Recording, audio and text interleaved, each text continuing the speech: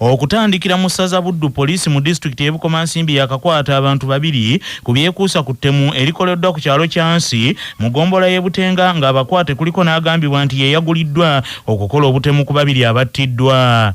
Omusasi waffe Mubaraka Sebuufu Junior ali Bukomansimbi. Ekyalo kyansi mu muluka kyankole e Bukomansimbi eno kibutikiddwa ensisi enkya ya leero. Abafumbo babiri omutemu bw'ateekedde ennyumba yaabwe omuliro olwo n'abateegera wabweru nga buli afuluma okwetaasa gw'atemaatema okutuusa lw'abasse. Abakwate ku ttemu eryo kuliko omuvubuka Mugema Deusi myaka 20 ng'oyo asoma ku yunivasite emu kw'ossa okukola ogw'okusuubula gonja mu kitundu kino nga kigambibwa nti oyo ye yaguliddwa atemeeteme kojjaawe. Omulala omukwate mukyala w'oyo ateeberezebwa okugula omutemu nga ye oyo yennyini ateeberezebwa okugula omutemu yadduse dda era poliisi emuwenja buseenene. Amyuka RDC Salonkalema Fred Paxi akakasizza okukwatibwa kw'ababiri abo kyokka n'avumirira ettemu eryo.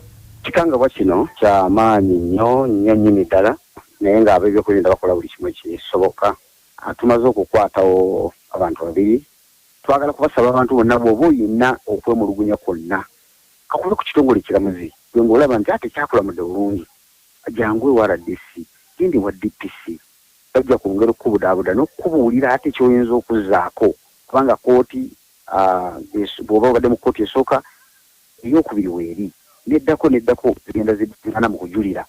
CBS FM eyongedde okubaako byezuula bw'ekizudde nti omugenzi kati ekibanja ekimusizza ye ne mukyala we yali yakyegulira kyokka eyakimuguza n'amala n'amwefuulira nga baludde nga bawoza mu kooti nga kooti nti olwakakasizza nti omugenzi ekibanja kikye oli obusungu n'atandika kulabula kumutuusaako bulabe okutuusa lwattiddwa. Poliisi ebyo byonna ekyabinoonyerezaako nga bweyongera n'okukwata abalala abeekuusa ku ttemu eryo. Ku lwa CBS FM ey'obujjajja Nantasingwa, Mubaraka Sebuufu Junior, ndi Bukomansimbi. Mu ssaza Kyaddondo kizuuliddwa nti wakyaliwo obwetaavu okudduukirira abantu abaateekebwa mu nkambi ku ssomero lya Kiteezi Primary n'ebintu ebikozesebwa mu bulamu obwa bulijjo oluvannyuma lw'okukosebwa olw'akasasiro eyabumbulukuka eyasuula enju wamu n'okutta abantu. Gye buvuddeko Uganda yagwamu enjega kasasiro bwe yabumbulukuka natta abantu abasukka 30 nga ne gye buli eno wakyaliwo n'emirambo gy'abantu egitazuulibwanga nga gikyali wansi mu kasasiro. Oluvannyuma lw'ekikangabwa kino gavumenti yateeka abantu abaakosebwa bakaawonawo b'enjega eno ku ssomero lya Kiteezi Primary naye kizuuliddwa nti bano beetaaga obuyambi ku bintu omuli emmere, engoye, amazzi n'ebirala. Bw'abadde akwasibwa obuyambi okuva mu Rotary Club y'e Kiteezi ne Rotary Club y'e Manyangwa, amyuka ayogerera ekitongole ekidduukiriza ekya Uganda Red Cross John Cliff Wamala ategeezezza nti obwetaavu bukyali bw'amaanyi ku bantu abaakosebwa ekiteezi abaateekebwa mu nkambi. Tubadde tutambula ne Red Cross ng'etubuulira almost on a day. Zigenda myezi 2 bukyankambi eno eteekebwawo yateekebwawo nga 10 omwezi oguwedde. Leero tulimu 22 ne Rotary ebadde omu ku abavuzi batambula naffe okuva enjega lwe yagwawo nga omanyi nti okubudamya abantu bano tekisobola kubeera kyangu kubanga ebyetaago bikyuka buli lunaku wabula gye bikomye okukyuka ne Rotary gyekomye okubeera nayo ng'eyongera otukwatizaako nti kyenkana buli wiiki President Maria akulira Rotary Club y'e Kiteezi ajja n'atukyalirako n'okumanya obwetaavu obubeerawo ate buli Sande ne baba nga baleeta ate nga kituwadde n'essanyu nti waliwo n'ebirala ebinene ebibadde bikyagaanye nga genereeta nabo beeyamye nti wiiki ejja Sande gye bajja kuba nabyo nga babireeta kale tubeebaza. Ye President wa Rotary Club y'e Kiteezi Professor Maria Musoke Nassali nga yamyuka Vice Chancellor wa Kyambogo University asinzidde Kiteezi n'asaba Bannayuganda abalina obusobozi bongere okudduukirira abantu bonna olw'embeera esoomooza gye bayitamu. Tubadde tutambula ne Red Cross ng'etubuulira almost on a day-to-day basis kiki kye beetaaga. Kati Red Cross n'etubuulira amasannyalaze gabatawaanya wano, beetaaga generator, abantu bano beetaaga tubira, beetaaga TV ne decoder, beetaaga fridge egenda bali mu ddwaliro okutereka ebintu by'eddwaliro, beetaaga lisiti y'eddagala, n'abantu beetaaga counseling. Kati ebintu ebyo district negamba nti bino ebintu binene nnyo, clubs biyinza obutazisobola, kati ffe tubikwate. Kati district ekutte ebintu ebyo ebinene, era kati procurement babigula, bategeka obbigula, bijja kuba bireetebwa wano ebbanga lyonna. Okuddayo mu ssaza Buddu abatuuze mu kabuga k'Eminziiro ekyotera bakedde kwegugunga nga bennyamira olw'engeri abakulu mu disitulikiti ey'ekyotera gye bakuttemu ensonga y'amazzi n'oluguudo, saako eddwaliro lyabwe lye bagamba nti lyakolebwa bubi. Omusasi waffe Sozi Ssekimpirwazi y'abirina. Kabuga kano ak'Eminziiro kamu k'obugo okulya ku misinde egyayiriiri mu disitulikiti eno ey'ekyotera nakasiŋŋanibwa mu ggombolola y'Ekyebe ng'era kasimbidde ddala ku ggwanga erya Tanzania, ng'era abantu bangi abagenda mu katundu kano kumpi buli lunaku nga kati bawereza ddala abatuuze abasukka mu 8. Abala abatuuze mu kitundu kino si bamativu nga bali mu kwegugunga bagamba nti embeera aba disitulikiti gye bayisaamu mu kitundu kino si nnungi, nga n'oluguudo lwabwe lwennyini oluva mu kitundu eky'Ekateera okutuukira ddala wano Eminziiro lufu, ng'ate n'eddwaliro lyabwe erya Minziiro Center 2 eryateekebwako obukadde 9 okubukola baateekako buteesi langi nga n'ennyanfa ezirimu tebaaziziba, ng'ate bagamba nti eddwaliro lino lyatawanyizibwa nnyo musisi eyalikuba. Mu nsonga endala abatuuze ze batadde nno ku mwanjo kwe kulina okuba nti amazzi ge baali baweereddwa okuva mu kitongole eky'obwannakyewa, ate aba disitulikiti bajja ne bagataataganya mbu gabazze gatongoza, ng'okuva le bajja mu kitundu kino amazzi gabe tegabeerako, nga kati amazzi bagajja mu ggwanga erya Tanzania ate ku mbeera ey'obuseere. Abatuuze nno bano nga bakulembeddwamu Kiza Francis ssentebe ggombolola y'Ekyebe nga kw'otadde ne Mutazindwa Richard bagamba nti bagenda okukkiriza abantu kuva ku kitebe kya disitulikiti okusatu abagenda okujja okutongoza embeera y'amazzi ge bagambye nti tekola. Ekwegugunga mu mbeera eraga nti kiba masimu. Omukisa gwe baali badde nabo balina sipiika wa disitulikiti ayali badde atuuse ebizibu byabwe mu disitulikiti council, naye n'ensonga y'amazzi ekidomola bakigula siisi 1000 bwe bajja okutereezaamu ne bateekayo pampu y'amazzi bagikonekitira ate ku pampu ya Celebration of Ministries. Amazzi gonna negoonoonekera Eminziiro ekyapangi tebakyafuna waka amazzi. Ye ssentebe wa disitulikiti y'Ekyotera Patrick Kintu Sekulo bino yemugudde mu matu ategeeza nga kusatu balina okugendayo balabe ekyavaako amazzi gano obutakolera baga baterereze, era n'asaba abatuuze okubeera abakkakkamu. Ku Lwokusatu tugenda kulaba kizibu ki ekiri wakati w'amazzi gaffe n'agaabwe, nesi tugenda komishoni wenza komishoni ng'amazzi agatakola, tetugenda Minziiro kulaba nsonga kiki ekyetaagisa okulaba nti amazzi agaffe gakonekitinga ku mazzi ga Mwami Pastor Ssekyewa basobole okufuna amazzi amalungi. Sirowooza nti yali idea mbi nze nga munnabyabufuzi ssentebe wa disitulikiti okutula n'enjiriza abantu leeyo okubawa amazzi aga payipu. Disitulikiti ntono nnyo zikola ekintu ekyo, abantu obungi bakola bowolo, naye nagamba no Eminziiro ekisooka amazzi gaayo gali solid. Ku lwa CBS FM radio ey'obujjajja, nze Ssekimpirwazi Kyotera.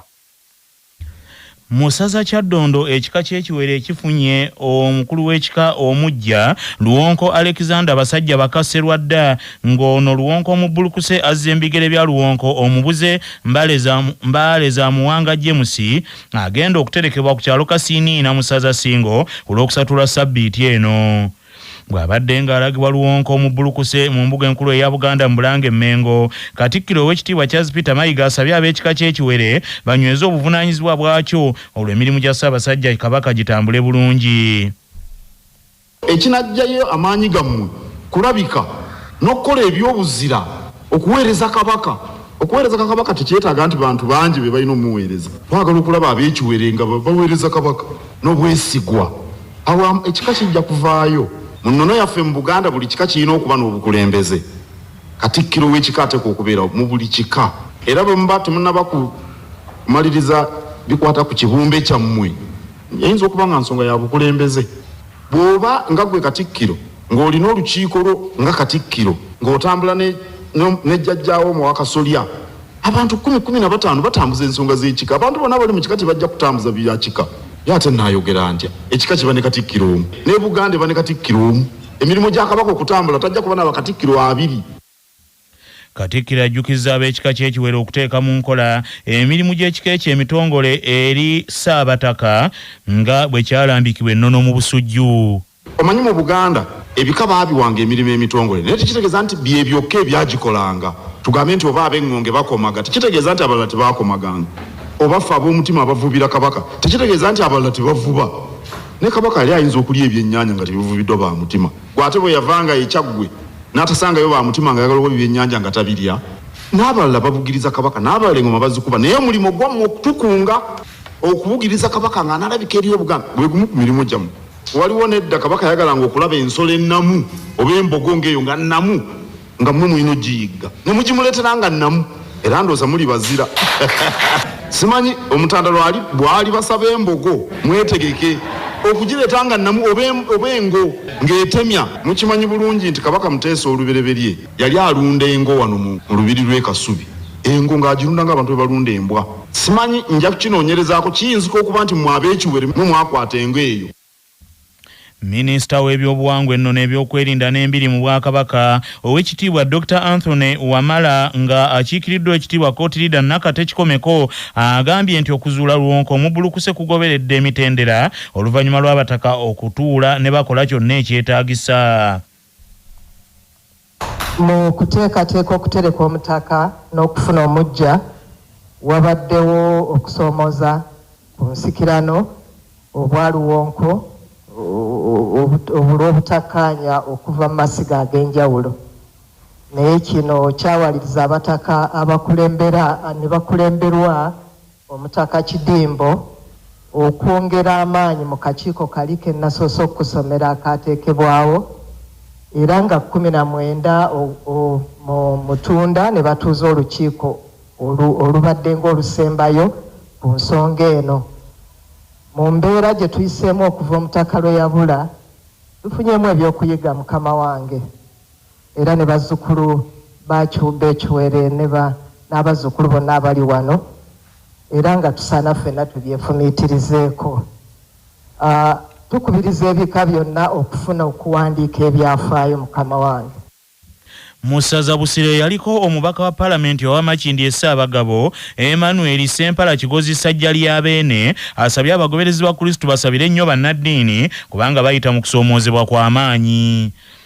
Bino Ssempala Kigozi Emmanuel Ssajja lya Beene abyogeredde ku kyalo ky'e Bugimba mu kigo ky'e Namayumba ku mukolo ogw'okusiima emirimu egy'omusomesa Ronald Ssenabulya eyawummudde obuweereza era ng'ekitambiro kya mmisa kyakulembeddwa mu Reverend Father Dennis Ssebuggwawo.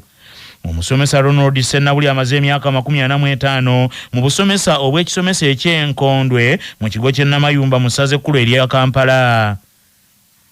Ssempala Manuel Kigozi Ssajja lya Beene agambye nti abakristu basaanidde basabire bannaddiini olw'ebisoomoozo bye basanga mu buweereza bwabwe.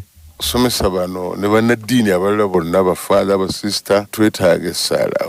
Tulaba kati tuwulira biwandiikibwa tubisoma nti bangi nnyo bakyuse ne bava ku mugendo kutuufu bayita mu bikemo bingi nnyo ate nno weewuunye gwoyinza okulowooza nti nno gweyita mu bikemo naye ate bo olw'okuba nti nkoko njeru ate ebikemo bye bayitamu biyitirivu so tulina okwongera okubasabira eri Omukama nabo abalambika bulungi nnyo.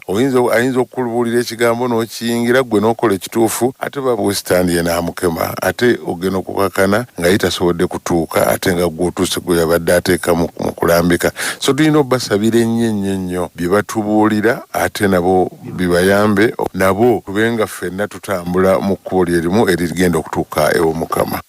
Father Ssebuggwawo atenderezza abasomesa olw'okugumira obwavu, okunyoomebwa, okutambuza ebigere, okusiiba enjala n'ebirala byonna ebinyogootola obulamu bwabwe nga baweereza abantu ba Katonda ate ne bakozesa okulumwa okwo ne batuusa abantu mu maaso ga Katonda.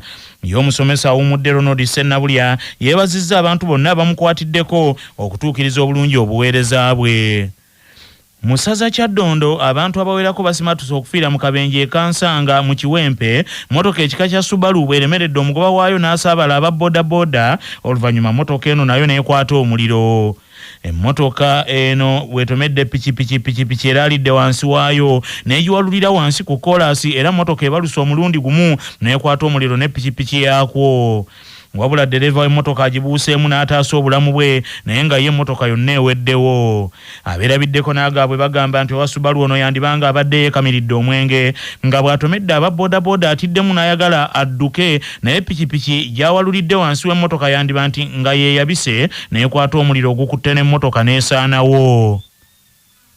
Yatomedde wa boodi yasobose n'adduka n'addamu n'asomera owokubiri piki n'akola ki n'eremera wansi w'emmotoka n'ajja ng'agiwalula ndoza amafuna ne gayika wansi n'ekwata omuliro emmotoka yonna eweddewo sigaza byuma byokka naye ekya plastic kano kansanga kiwempe.